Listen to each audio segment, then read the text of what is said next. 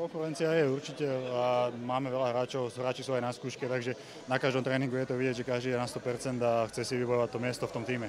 To je v každom kempe je tvrdá príprava, si myslím, takže plus minus nejaké tréningy, takže nie je to nejaké, čo by som ešte nikdy nezažil alebo nič.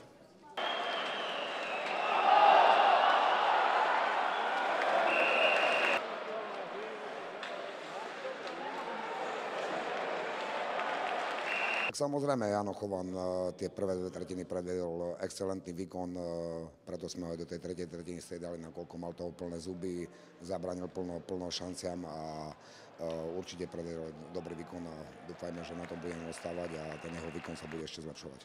Samotný ten zápas samozrejme, že ukázal, že aj my sme samozrejme v príprave, ale nakoniec určite taká mierna spokojnosť je, nakoľko sme urali solidný výsledok s týmto mužstvom.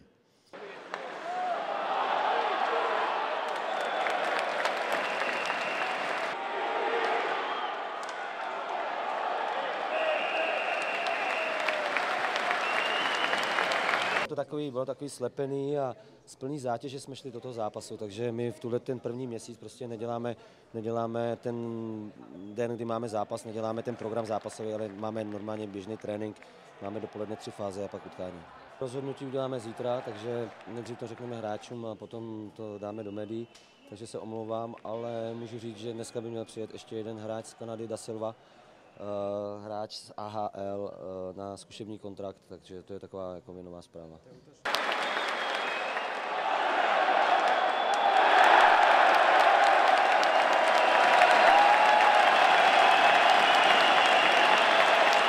Bola to príprava a som rád, že to dopadlo, jak to dopadlo, ale uvidíme, čo bude v sezóne, to bude podstatné.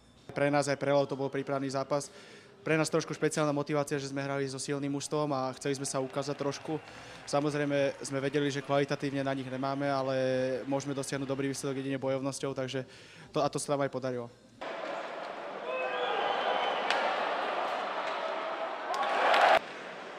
Čas 38,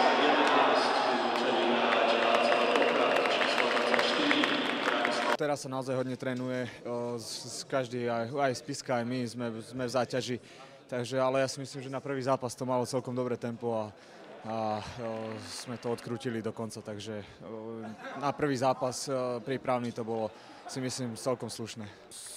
Som rád, že prišlo toľko ľudí, koľko bolo to fajn, tá atmosféra bola celkom dobrá, takže môžem to zhodnotiť celkom dobre dneska.